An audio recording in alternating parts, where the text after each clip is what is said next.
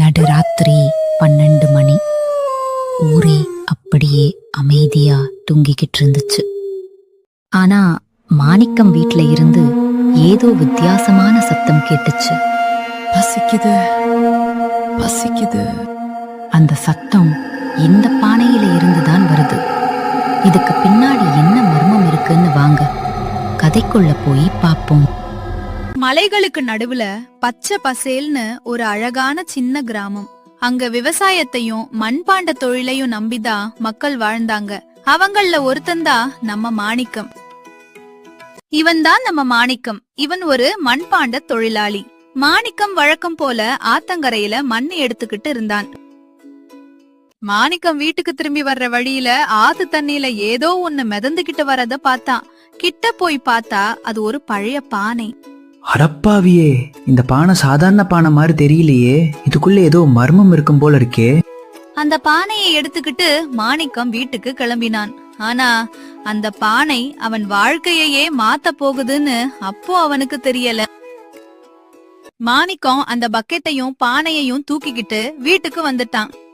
ராதா, ராதா, சீக்கிரமா இங்க வா, இந்த பானைய வந்து பாரு. இதோ வர.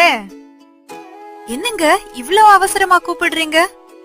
இந்த பானை உங்களுக்கு எங்க கிடைச்சது? ஆத்துல மிதந்துகிட்டு வந்துச்சு ராதா, அதான் பார்த்ததும் எடுத்துக்கிட்டு வந்துட்டேன். சரி வாங்கிக்கோ, இத உள்ள கொண்டு போய் வை. ராதாவும் அந்த பானைய வாங்கிக்கிட்டு வீட்டுக்குள்ள போய் வச்சுட்டா.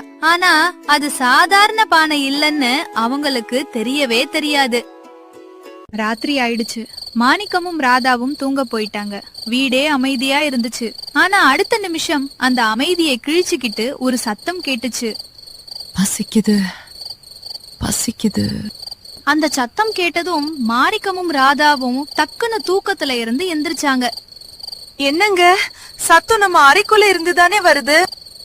எனக்கு என்னமோ அந்த பானை கிட்ட இருந்தா இந்த சத்தம் வர மாதிரி தோணுது. போய் பாத்துடலாமா? ரெண்டு பேரும் மெதுவா அந்த பானை கிட்ட போய் என்ன சத்தம்னு உத்து பார்த்தாங்க. எனக்கு பசிக்குது, சாப்பிட கொடுங்க. அடே, பானை பேசுதே ராதா, இது என்ன அதிசயம்? ஆமாங்க, எனக்கும் நம்பவே முடியல. இந்த பானைக்கு தான் பசிக்குதுன்னு சொல்லுது போல. சரி, முதல்ல ஏதாச்சும் சாப்பிட கொடுப்போம், அப்புறம் இது எப்படி பேசுதுன்னு பாத்துக்கலாம். என்னங்க இந்த நடுராத்திரியில வீட்ல என்ன இருக்க போகுது? ஒண்ணுமே இல்லையே. இதுக்கு இப்போ என்னத்தை கொடுக்கறது? சரி, வீட்ல அரிசி இருக்குல்ல, அத கொண்டு வா, இந்த பானைக்கு போட்டு பாத்துடலாம். ரெண்டு பேரும் அந்த பானைக்குள்ள அரிசிய போட்டாங்க. கொஞ்ச நேரம் கழிச்சு எட்டி பார்த்தா போட்ட அரிசி கொஞ்சம் கூட காணோம். அந்த பானைக்குள்ள போட்ட அரிசி கொஞ்ச நேரத்துல பொங்கலா மாறிடுச்சு. என்னது இது?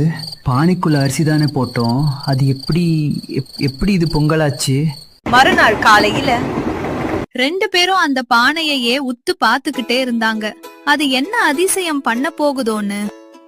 நேத்து ராத்திரி அந்த பானை பேசினதும் அரிசி பொங்கலா மாறினதும் நிஜம்தானே?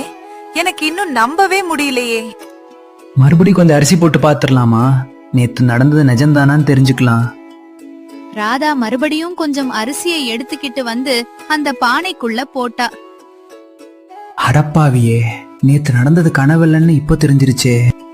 ஆமாங்க, இந்த பானை சாதாரண பானையே இல்ல, ஏதோ மந்திரம் இருக்கு இதுல. அங்க நடந்தது எல்லாத்தையும் பண்ணையார் ஒளிஞ்சுக்கிட்டு உத்து பாத்துக்கிட்டே இருந்தாரு. எல்லாத்தையும் பார்த்ததும் அவருக்கு ஒரு பேராசை யோசனை வந்துச்சு. மாணிக்கமும் ராதாவும் நல்லா தூங்கிக்கிட்டு இருந்த நேரத்துல பண்ணையார் மெதுவா வீட்டுக்குள்ள நுழைஞ்சாரு. யாருக்கும் தெரியாம அந்த மந்திர பானைய தூக்கிட்டு இருட்டுக்குள்ள மறைஞ்சு போயிட்டாரு. வீட்டுக்கு கொண்டு வந்த பண்ணையார் ஆசையோட அந்த பானைக்குள்ள கொஞ்சம் தங்க காசுகளை போட்டாரு. அடுத்து என்ன நடக்க போகுதுன்னு அவருக்கே தெரியல. ஏய் பானையே, எதுக்குடா அப்படி சிரிக்கிற? இந்த பானை முழுக்க தங்க காசு வேணும் எனக்கு, இல்லனா உன்னை தூக்கி போட்டு சுக்கு நூறா உடைச்சிருவேன். முட்டாளே, நான் ஒன்னும் நீ நினைக்கிற மாதிரி பானை இல்ல. என்னால தங்கம் எல்லாம் தர முடியாது. பசிச்சு வரவங்களுக்கு சாப்பாடுதான் என்னால கொடுக்க முடியும். உன் பேராசைக்கெல்லாம் நான் ஆளு கிடையாது. திடீர்னு அந்த பானை பயங்கரமான சத்தத்துல கத்த ஆரம்பிச்சுச்சு. திருடன் திருடன், என்ன திருடிட்டு வந்திருக்கான். எல்லாரும் சீக்கிரமா இங்க வாங்க. பானை கத்துன சத்தம் கேட்டு பக்கத்து வீட்ல இருந்த மாணிக்கமும் ராதாவும் என்ன ஆச்சுன்னு தெரியாம பதறி போய் ஓடி வந்தாங்க. அடப்பாவியே, இது நம்ம பானையாச்சே. இது எப்படி பண்ணையார் வீட்டுக்கு வந்துச்சு? ஐயோ, நம்ம வீட்ல இருந்து யாருக்கும் தெரியாம இத தூக்கிட்டு வந்திருக்காரு போல இருக்கே. இவனையெல்லாம் சும்மா விடக்கூடாது. ஊர் பஞ்சாயத்தை கூட்டி எல்லாரும் முன்னாடியும் இவனுக்கு நல்லா புத்தி கற்பிக்கணும். அப்பத்தான் இவனுக்கு அறிவு வரும். ஐயோ மாணிக்கோ, என்ன மன்னிச்சிருப்பா. பேராசையில பெரிய தப்பு பண்ணிட்டேன். இத ஊருக்கெல்லாம் சொல்லி என் மானத்தை வாங்கிறாதப்பா. இனிமே இப்படி ஒரு தப்பும் பண்ண மாட்டேன். சரி மாமா, இந்த ஒரு தடவை மன்னிச்சிருவோம். என் பொண்டாட்டி சொன்னதாலதான் தப்புச்சீங்க, இல்லன்னா உங்களை சும்மா விட்டிருக்க மாட்டேன்.